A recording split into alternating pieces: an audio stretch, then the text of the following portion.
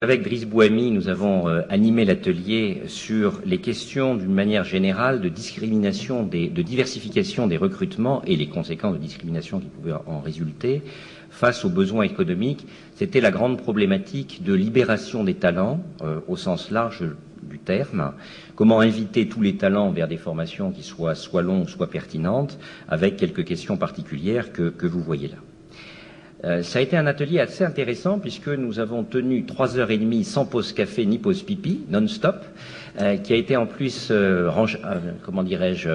renchéri par l'arrivée dans notre atelier de Rachid Ben Mokhtar, que l'on avait eu le plaisir d'entendre le matin, et qui nous a amené à un atelier animé à 3 avec une salle extrêmement réactive.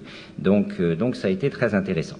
On a commencé un peu entre Français, mais de manière à donner l'information à nos amis marocains et recevoir leurs contrepoints, à regarder la situation française et à enfoncer un certain nombre de messages qui sont régulièrement répétés de manière erronée, soit par des responsables politiques, soit par des journalistes qui ne font pas leur métier aussi bien que certains des journalistes très professionnels que nous avons dans la salle, et qui consiste à dire que les grandes écoles ou les prépas, c'est pour les riches, tandis que l'université, c'est pour les pauvres. Vous savez que ceci est statistiquement faux, dès lors qu'on compare des choses comparables.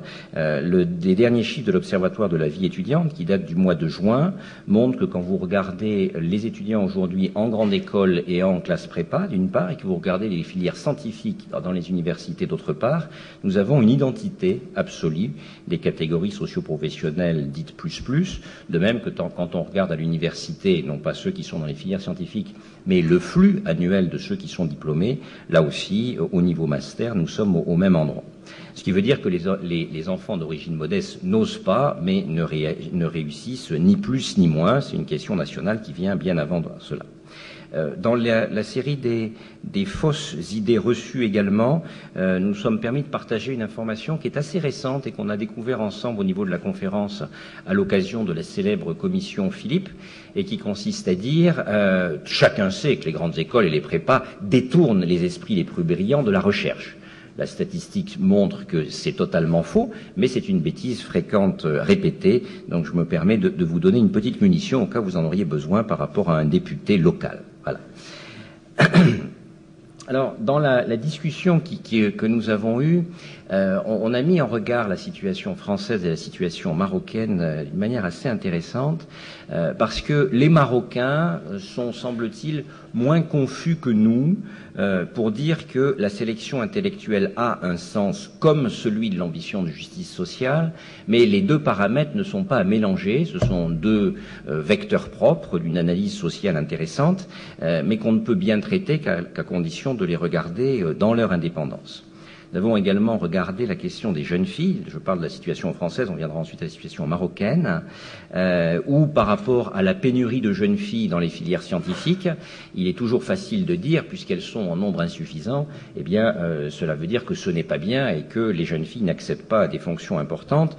Est-ce que nous pensons réellement, sincèrement, en tant qu'intellectuels, qu'universitaires, que les professions de médecins, les professions de juges, les professions d'instituteurs sont des professions sans influence dans la société? Voilà, nous sommes permis de relever ces questions, sachant que nous sommes à l'équilibre absolument parfait et très, très reconnaissable dans les filières de management.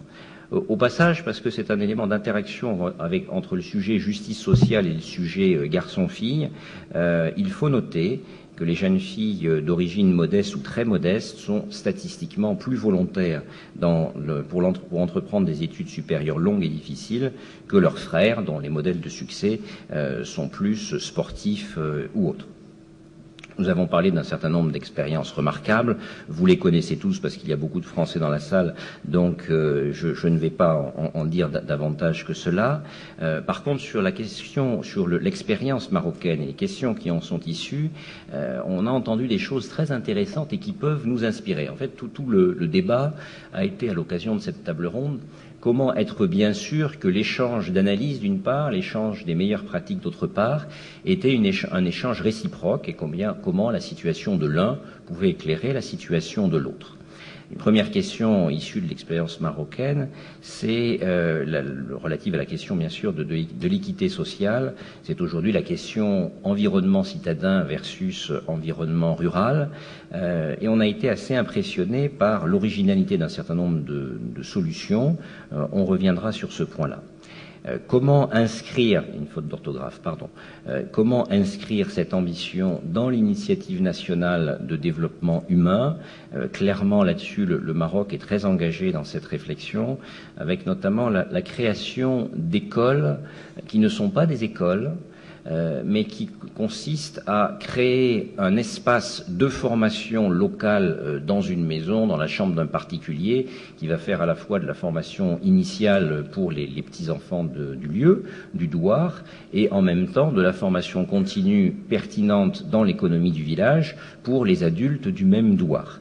Et ça, c'est quelque chose qui sans doute mérite d'être réfléchi. On a regardé le paramètre paradoxal, qui est qu'aujourd'hui au Maroc, les études sont gratuites en grande école, mais on a vu apparaître une floraison de classes préparatoires privées dans les dernières années, qui fonctionnent sur un modèle assez pervers, j'en parlerai ensuite. Enfin, c'est ce que nos amis marocains nous disaient, hein.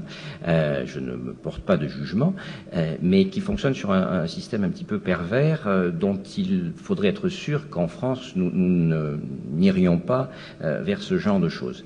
Nous avons remarqué que les jeunes filles étaient plus en avance que leurs copines françaises sur la parité garçons-filles dans les écoles scientifiques, et que ce plus en avance, puisque c'est 33% versus 20, ne cessait d'augmenter. Aujourd'hui, c'est 33, hier c'était 30, avant-hier c'est 27, et ça ne cesse d'augmenter d'année en année, avec un regard sur des réalités d'une société musulmane, un regard spontané qui n'est pas forcément le regard pertinent, parce que la tradition marocaine était d'avoir des femmes qui étaient extrêmement entreprenantes sur le plan de l'économie de la famille, sur le plan de la contribution personnelle à l'ensemble de l'économie du ménage, et donc en fait était dans une situation où la possibilité d'aller beaucoup plus loin et beaucoup plus vite via une formation très qualifiante était en gisement en quelque sorte, contrairement à certaines images qu'on peut avoir